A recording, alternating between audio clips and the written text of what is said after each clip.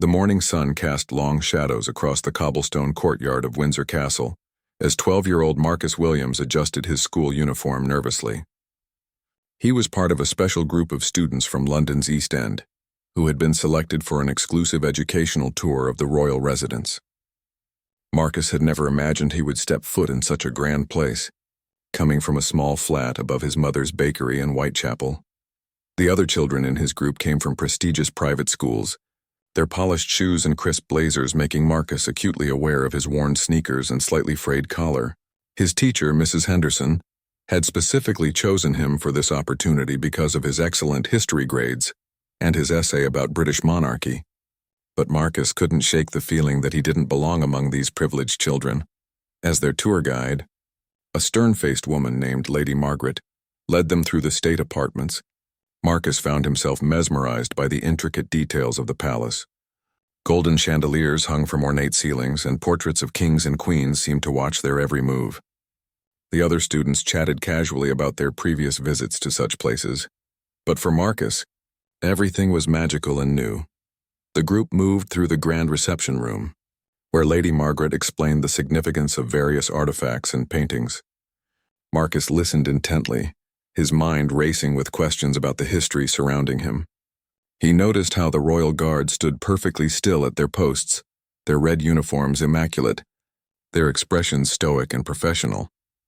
During their break in the palace gardens, Marcus sat alone on a bench sketching the architecture in a small notebook his mother had given him. The other children formed their usual cliques, discussing their weekend plans at country estates and upcoming family holidays to exotic destinations.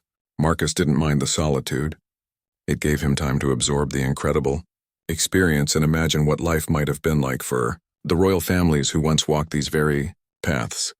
As they prepared to continue their tour into the more restricted areas of the castle, Marcus felt a mix of excitement and nervousness. Little did he know that the afternoon would bring an event that would change not only his life, but also earn him recognition from the highest levels of British society. The quiet boy from East London was about to prove that heroism comes from character, not from social status or wealth. The afternoon portion of their tour took the group into the Queen's Gallery, where priceless artworks adorned every wall. Marcus walked slowly behind the others, still taking careful notes and sketches in his notebook.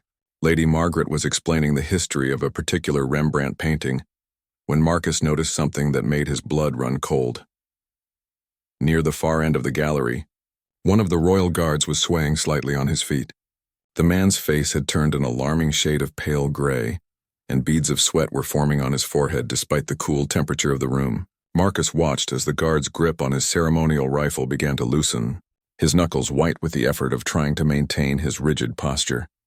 The other students and adults in the group were completely focused on Lady Margaret's presentation, their backs turned to the struggling guard. Marcus realized that the man was fighting to remain conscious, probably feeling that his duty required him to stay at his post no matter what.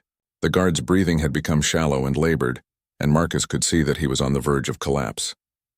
Marcus's heart pounded as he faced a difficult decision. He knew that speaking out during the formal tour might get him in trouble, especially since he was already feeling like an outsider among his more privileged classmates. But he also knew that the guard was clearly in medical distress and needed immediate help. The man's condition was deteriorating rapidly, and Marcus feared that if the guard fell, he might seriously injure himself on the marble floor or accidentally discharge his weapon. Looking around desperately, Marcus tried to catch the attention of the adults in the group, but they were all captivated by Lady Margaret's detailed explanation of the artwork's provenance. The guard's eyes were now unfocused, and he was barely managing to stay upright. Marcus realized that within moments the man would collapse, potentially creating a dangerous situation for everyone in the gallery. Time seemed to slow as Marcus weighed his options. He could remain silent and hope someone else would notice, but by then it might be too late. Or he could take action, despite his fear of drawing attention to himself and potentially facing embarrassment or punishment. As he watched the guard's condition worsen, Marcus made a choice that would define not only this moment but his entire character. The shy boy from East London was about to step forward when others remained unaware of the unfolding crisis. Without hesitation, Marcus broke away from the group and sprinted across the gallery floor. His sudden movement caught everyone's attention, and Lady Margaret stopped mid-sentence, her face flushing with indignation at what she perceived as a serious breach of protocol. The other students turned to stare, some giggling at what they assumed was Marcus acting out or showing off. "Young man, return to the group immediately," Lady Margaret called sharply, but Marcus ignored her completely. His focus was entirely on the guard, who was now swaying dangerously and appeared to be losing consciousness. Marcus reached the man just as his knees began to buckle, and the heavy ceremonial rifle started to slip from his grasp. In one fluid motion, Marcus positioned himself to catch the guard's arm and steady him, while simultaneously reaching for the rifle to prevent it from clattering to the floor. The weapon was much heavier than Marcus had expected, but he managed to control its descent, ensuring it didn't hit the ground or point toward anyone in the room. The Royal Guard, a man named Sergeant Thompson who had served for 15 years, looked down at Marcus with surprise and gratitude. Despite his disoriented state, he immediately recognized what the boy had done. Thompson had been feeling increasingly unwell throughout the morning, but had been determined to fulfill his duty during the important tour. He had been fighting off what he later learned was a severe case of food poisoning, refusing to abandon his post. "Thank you, lad," Thompson whispered hoarsely, his voice barely audible. Marcus helped support the guard's weight, despite being significantly smaller than the adult man. The boy's quick thinking and genuine concern had prevented what could have been a serious accident. The entire gallery fell silent, as the reality of the situation became clear to everyone present. Lady Margaret's expression shifted from annoyance to alarm, as she realized that Marcus hadn't been misbehaving, but had actually identified a genuine emergency that all the adults had missed. The other students stopped their giggling and watched in amazement as their quiet classmate took charge of the situation with remarkable maturity and composure. Marcus looked up at the guard with concern and asked, "Sir, do you need to sit down? Should I call for medical help?" His voice was steady despite the adrenaline coursing through his system, and his primary focus remained on ensuring the guard's well-being rather than the attention he had drawn to himself. Sergeant Thompson nodded weakly, and Marcus immediately turned to Lady Margaret, who was now hurrying toward them. "Ma'am, I think this gentleman needs medical attention right away. He's very pale and having trouble standing," Marcus said with remarkable composure for a 12-year-old boy. Lady Margaret quickly activated a discreet communication device, summoning the palace medical team and additional security personnel. Within minutes, the gallery filled with professionally trained staff who took over the situation. As the medics attended to Sergeant Thompson, he insisted on speaking with Marcus before being escorted to the palace medical facility. "Son, what you did today showed real courage and awareness," Thompson said, his voice stronger now that he was receiving medical attention. "You saw what others missed and you acted without thinking about yourself. That's the mark of true character." The guard's words carried weight, coming from a man who had served his country with distinction for over a decade. The palace medical team confirmed that Thompson was suffering from severe food poisoning and dehydration, which had caused his near collapse. The doctor explained to Lady Margaret that without immediate medical intervention, the guard could have lost consciousness completely, potentially resulting in serious injury from the fall or from his heavy rifle. News of Marcus's actions spread quickly through the palace staff. Word reached the senior household officials, who were impressed not only by the boy's quick thinking but also by his respectful and mature handling of the situation. They noted that Marcus had shown no interest in seeking attention or praise for his actions. His sole concern had been the guard's welfare. The other students in Marcus's group looked at him with newfound respect and curiosity.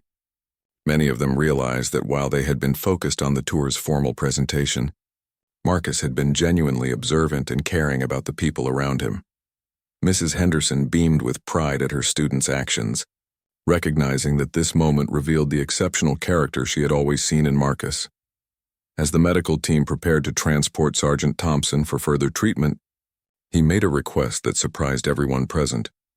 He asked Lady Margaret to ensure that Marcus's actions were formally documented and reported to the appropriate palace authorities. Thompson believed that such selfless behavior and keen observation skills deserved official recognition, especially from someone so young who had acted purely from instinct and compassion.